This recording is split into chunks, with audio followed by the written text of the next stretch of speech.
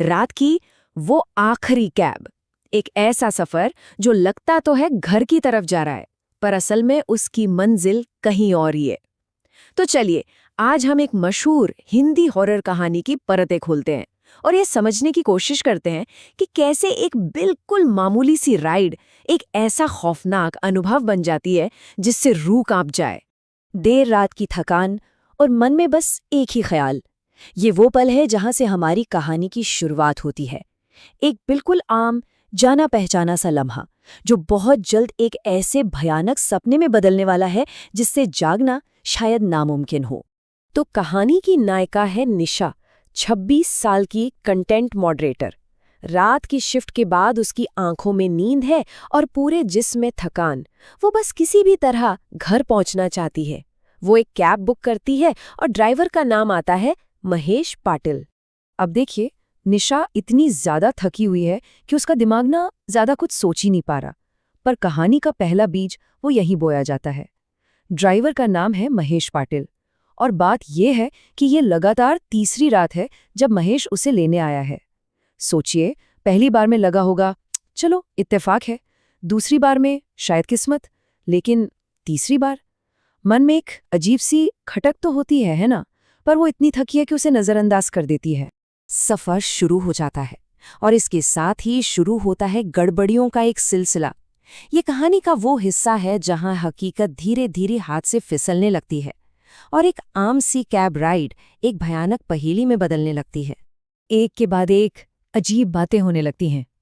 Driver एक सुनसान industrial area में गाड़ी मोड़ देता है, कहता है शॉर्टकट है।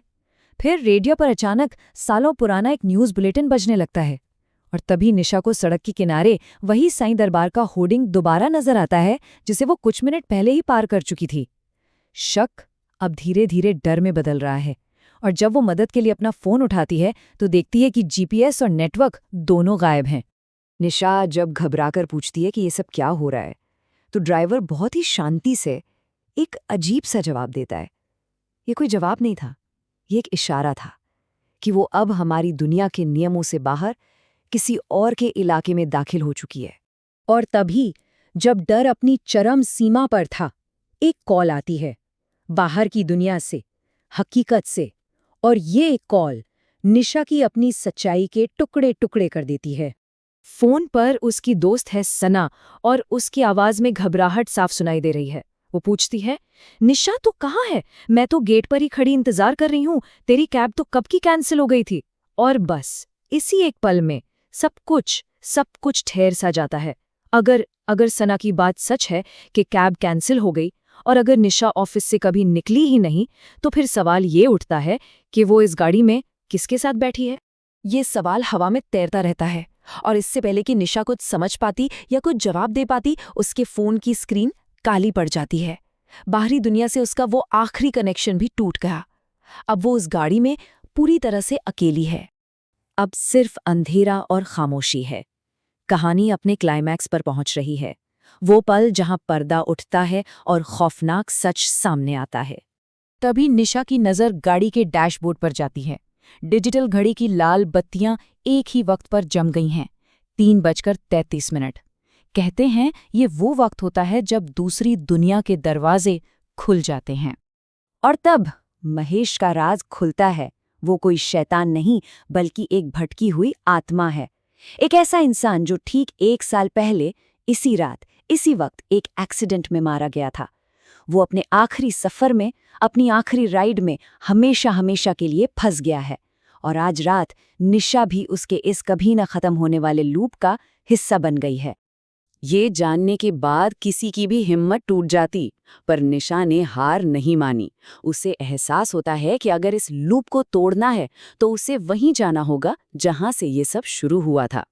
वो महेश को वापस एक्सीडेंट वाली जगह, उस हनुमान मंदिर के पास ले जाने के लिए मनाती है। गाड़ी रुकते ही वो बाहर भागती है और अपनी पूरी ताकत से मंदिर की घंटी बजाना शुरू कर देती है, इस भयानक सपने से आज़ादी पाने के लिए। इसके बाद कहानी अपने अंत की तरफ बढ़ती है। ऐसा लगता है जैसे निशा इस बुरे सपने से जाग गई है, लेकिन कहानी का सबसे डरावना हिस्सा तो अभी बाकी था। और फिर अंधेरा छा जाता है।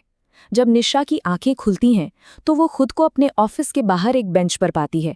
उसके फोन पर वक्त चमक रहा है 2:59 AM, यानी राइड शुरू होने से भी पहले का वक्त। सना भागती हुई आती है, कहती है कि वो यहीं सो गई थी। मतलब वो सब कुछ एक भयानक सपना था। एक गहरी राहत की सांस। लेकिन सवाल यह है कि क्या वो वाकई एक सपना था? ऑफिस की लॉबी में निशा बस यूं ही अपने फोन की गैलरी खोलती है और यहीं कहानी का असली खौफ उसका इंतजार कर रहा था। उसकी गैलरी में एक नई तस्वीर है। टाइम स्टैम्प सुबह के 3:33। तस्वीर कार की पिछली सीट से ली गई है।